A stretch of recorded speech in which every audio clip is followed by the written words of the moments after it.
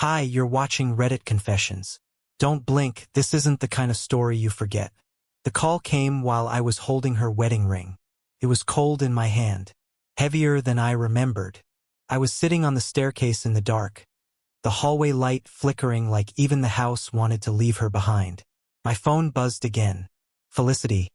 Hey, why is the door locked? Can't get in. I didn't answer right away. I just stared at the doorknob. Her scarf was still hanging on the coat hook. Lipstick smudge on the mirror near the hallway.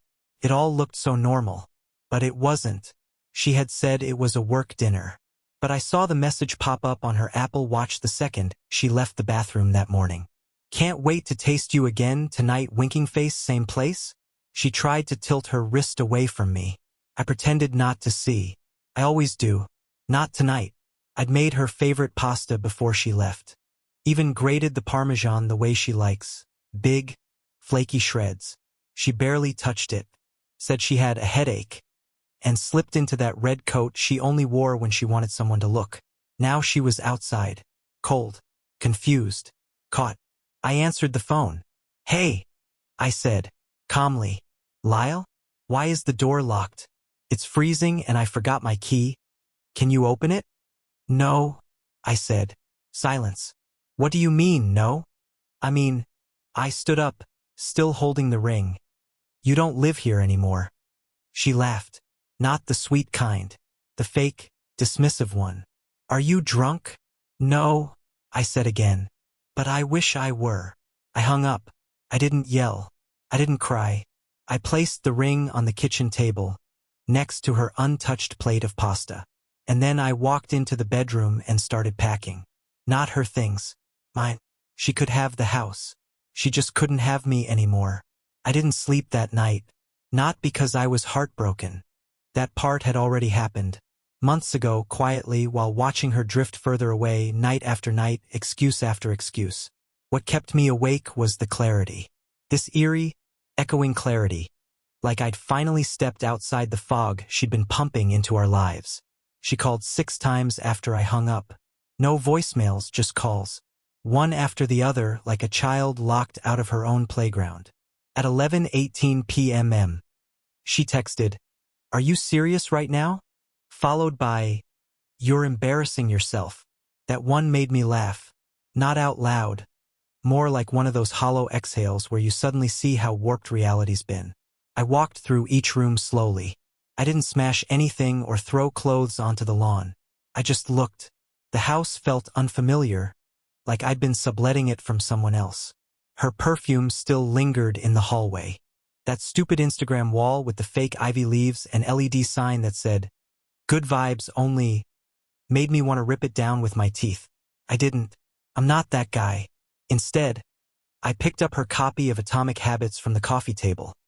She never read past page 7, and slipped my wedding photo between the pages like a bookmark. Petty, maybe, but satisfying. Around 1:30 a.m. I heard tapping at the door, then knocking, then her voice, muffled and shrill. "Lyle, open the door. This is ridiculous." I turned off the lights, sat on the floor of the guest room. She banged harder. My phone vibrated again. Another text, "You better not touch my stuff." That one made my stomach turn. Not because it was aggressive, but because it showed her priority. Not what she'd done. Not the betrayal. Just her things. At 2:03 a.m. the knocking stopped. A car door slammed. Tires peeled out.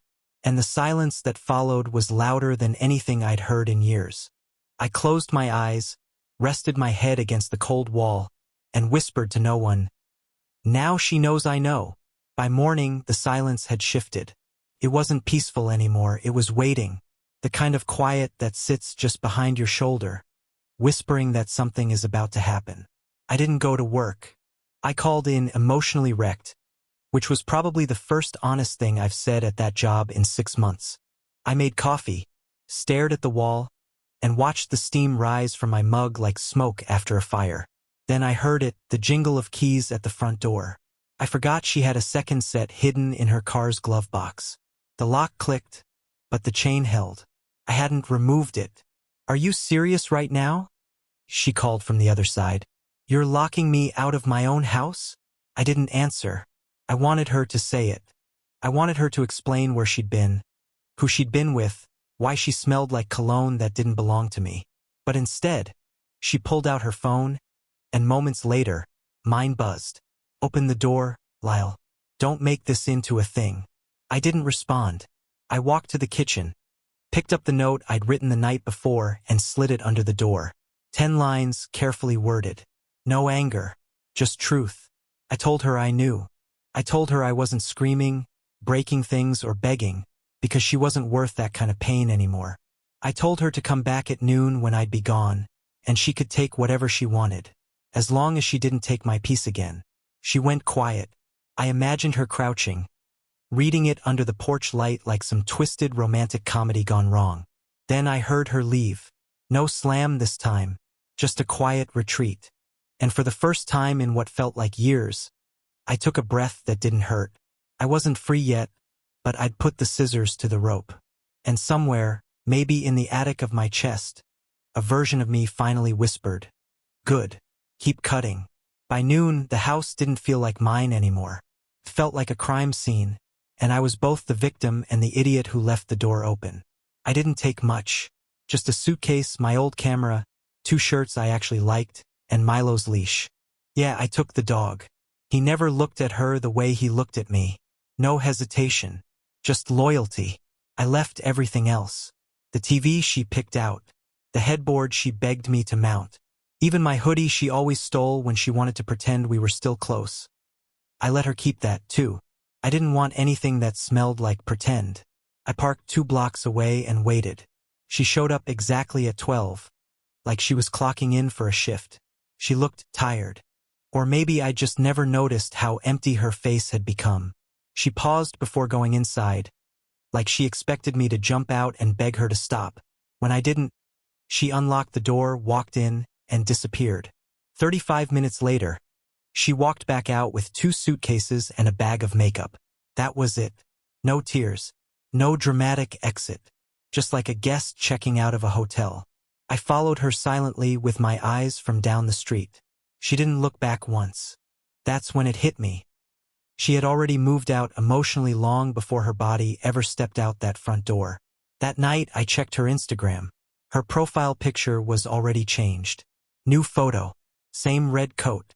Different background. A dimly lit bar I'd never been to, with a cocktail in her hand and a stranger's arm just barely cropped out. The caption read, "New energy, only kiss mark." I didn't cry. Not because I didn't want to, but because I didn't know how anymore. It's like my emotions had turned to sawdust, dry, fragile, useless. So I just stared at the screen and whispered, "Good luck, Felicity. You're going to need it." 3 days later, I got a call from an unknown number. I let it ring. Called again. I let it ring again. On the 3rd call, curiosity won. I answered, expecting maybe a scammer or one of those robotic, "Your car warranty has expired" messages. But it wasn't. It was him. I didn't even know his name, but I recognized his voice instantly. I'd heard it once. Barely audible. In the background of a voice memo Felicity accidentally sent me weeks ago. It saved it. I don't know why. Maybe because part of me already knew I'd need proof one day. "Hey, this is weird," he said. "But I think we need to talk." There was a long silence. I didn't say anything, because what the hell do you even say to a man who's been sleeping with your wife behind your back? He continued, nervously. "Look, I didn't know she was married. She told me you guys were separated.